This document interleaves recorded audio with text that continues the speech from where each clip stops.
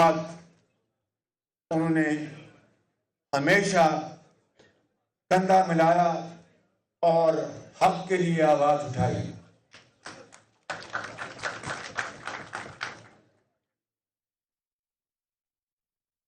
ان کے جانشین جناب خواجہ سعد رفیق صاحب اور سلمان رفیق صاحب آج انہی کے نقش قدم پر چلنے کی بھرپور کوشش کر رہے ہیں، اور چاہے حکومت ہو یا پھر ابتلا کا زمانہ، یہ دونوں بھائی اپنے نظریے پر قائم رہ کر اپنی پارٹی کے ساتھ، پارٹی کی قیادت کے ساتھ ساتھیوں، ورکروں کو ساتھ دے کر وہ اس جدوجہد میں ہمیشہ شریک رہے، اور ایک بار پھر انہوں نے جیل بھی کاٹی، سختیاں بھی برداشت کی، لیکن اپنی جگہ سے ٹس سے مس نہیں ہوئے۔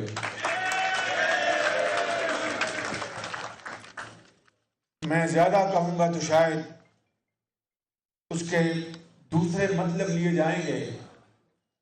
لیکن اختصار کے ساتھ یہ کہنا چاہوں گا کہ مجھے دونوں بھائیوں کے ساتھ نہ صرف بہت قریب سے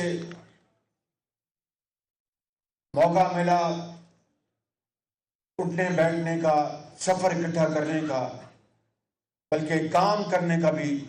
بہت قریب سے موقع ملا۔ میں ایک ایک مثال دے کر بات کو آگے بڑھاؤں گا کہ جب پاکستان میں بجلی کے حوالے سے اندھیروں نے یہاں پر بسیرا کر رکھا تھا، 20 گھنٹے کی لوڈ شیڈنگ تھی، اور میاں نواز شریف نے قوم کے ساتھ وعدہ کر رکھا تھا اپنے انتخابی جلسوں میں کہ اگر مجھے اللہ تعالیٰ نے موقع دیا تو میں 5 سالوں میں یہ اندھیرے ختم کرنے کی حد المقدور کوشش کروں گا۔ میری بات چھوڑیں، میں تو ہوں جلد باز، میں ہمیشہ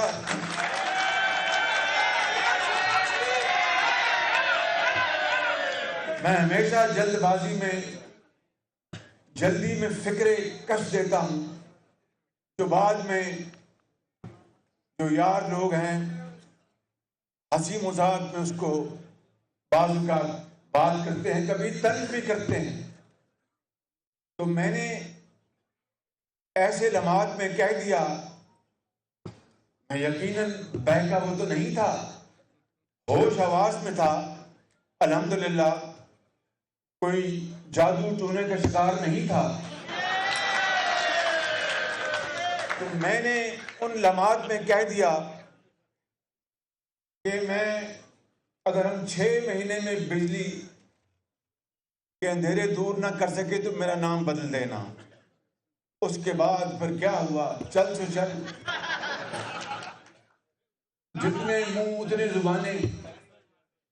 اور نہ جانے کیا کیا لوگوں نے فکرے کسے، یہاں تک بات آئی کہ اچھا جی اب یہ نام بدل لیں۔ میں کہنا چاہتا ہوں میرے بزرگوں، بھائیوں اور بہنوں، لیاقت بلوچ صاحب نے بڑی ایک شاندار تقریر کی ہے، بڑی پرمغز تقریر کی ہے۔ میں ان کی خدمت میں بھی عرض کرنا چاہتا ہوں کہ سیاست نام ہے اصل میں عوامی خدمت کا، سیاست نام ہے اصل میں لوگوں کے دکھ اور درد بانٹنے کا، سیاست نام ہے یتیم اور بیوہ کے سر پر دست شفقت رکھنے کا، سیاست نام ہے بیماروں کو سہولتیں مہیا کرنے کا، سیاست نام ہے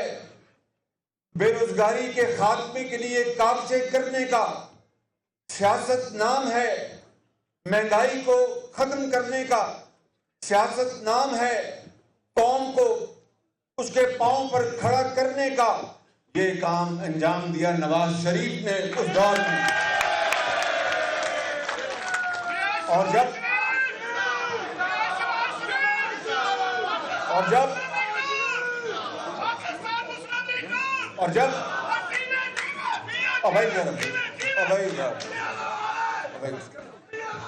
ذرا میں بات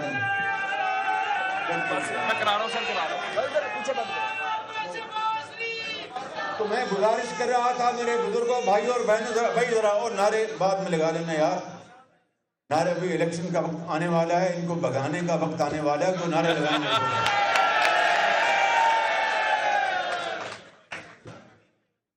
تو میں یہ بات کر رہا تھا کہ میاں نواز شریف کو دن رات نیند نہیں آتی تھی، مجھ سمیت، کہ بھئی قوم سے یہ وعدہ کر رکھا ہے۔ تو میں ان بھائیوں کے حوالے سے مثال دینا چاہتا ہوں کہ جب ساہیوال میں سی پیک کے بندوبست میں 1360 میگا واٹ کا کوئلے کی بنیاد پر چلنے والا منصوبے کے اوپر دن رات کام ہو رہا تھا، دن رات، اور میں وہاں پر پاگلوں کی طرح دن رات پھرتا تھا، اچانک ہیلی کاپٹر سے اترتا تھا، ان کو پتہ بھی نہیں ہوتا تھا کہ شہباز شریف یہاں پر آنے والا ہے۔ دن رات کام ہو رہا تھا، مشینری چین سے آ رہی تھی، تفصیل میں نہیں جانا چاہتا۔ وہاں پر ریلوے سائڈنگ چاہیے تھی، اس کے بغیر کوئلہ وہاں پر اتر نہیں سکتا تھا، اور وہ ایک بہت بڑا ایک چیلنج تھا۔ خواجہ سعد رفیق صاحب ریلوے کے منسٹر تھے، میری عادت کو یہ اچھی طرح جانتے ہیں، ان کی عادت کو میں اچھی طرح جانتا ہوں۔ تو ان کو میں نے گزارش کی کہ جناب یہ چاہیے ہمیں ریلوے کی سائڈنگ، تو یہ ماشاءاللہ بہت ذہین اور فتین آدمی ہیں، ان کا جناب میاں صاحب بالکل ٹھیک ہے، مگر پیسے ڈھیلے کرو نا، پیسے ریلوے کو پیسے چاہیے۔ میں نے کہا خواجہ صاحب پیسے تو آپ نے لگانے ہیں، کہنے نہیں یہ تو آپ لگائیں گے اپنا، یہ ہمارا کام نہیں ہے۔ بہرحال پیسوں کا سارا کو بات ہو گئی، مگر اس میں بہت وقت چاہیے تھا، بڑی محنت چاہیے تھی، اور اس کے بغیر ہر چیز مکمل ہو جاتی، او بھائی ہر چیز مکمل ہو جاتی، اگر وہ ریلوے سائڈنگ کوئلہ اتارنے کے لیے نہ بنتی تو وہ بجلی پیدا نہیں ہو سکتی تھی۔ میں آپ کو بتانا چاہتا ہوں کہ خواجہ صاحب ان کی ٹیم نے دن رات کام کیا، اور الحمدللہ ریکارڈ پیریڈ میں وہ ریلوے سائڈنگ مکمل کی، اور دنیا کی، پاکستان میں نہیں، دنیا کی تاریخ میں یہ چین کا یہ منصوبہ اتنی کم مدت میں دنیا کے کسی کونے میں مکمل نہیں ہوا جو ساہیوال میں نواز شریف کی قیادت میں الحمدللہ ان کی ٹیم نے مکمل کر کے دیا۔ اور اگر خواجہ سلمان رفیق کی بات کی جائے تو وہ تو فقیر منش آدمی ہے، بالکل نہ ٹیلی ویژن سے غرض، نہ فوٹو سے غرض، نہ کسی اور چیز سے غرض۔ دن رات یہ شخص دکھی انسانیت کے غم میں تڑپتا ہے، اور دن رات ان کے لیے کام کرتا ہے۔ مجھے افسوس تو اس بات کا ہے کہ دونوں بھائی بے گناہ جیل میں پہنچے، مگر خواجہ سلمان رفیق تو سوچتا ہوگا کہ میں کس پاداش میں یہاں پر پہنچ گیا ہوں۔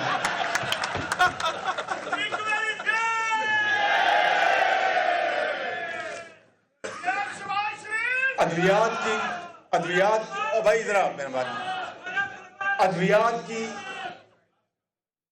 ادویات کی ترسیل ہو، مفت ادویات کی بات ہو، سی ٹی سکینز ہوں، اور غریبوں اور یتیموں کے لیے مفت علاج ہو، اور پورے پنجاب میں اگر یہ کہا جائے کہ ہسپتالوں کو ہم نے بالکل دوبارہ نیا نکورہ بنایا اور بڑے بڑے شاندار یہاں پر ادارے قائم کیے، پی کے ایل آئی، جس کو میں کہتا ہوں کہ یہ جان ہاپکنز آف پاکستان تھا، اور عمران نیازی اور ان کی حکومت نے اس کا جنازہ نکال دیا ہے۔ जहां पर अगर आप वहां पर अपोजिशन लीडर कौमी असम्बली शहबाज शरीफ तकरीब से खिताब कर रहे थे। एक ब्रेक के बाद हाजिर होंगे हेडलाइंस।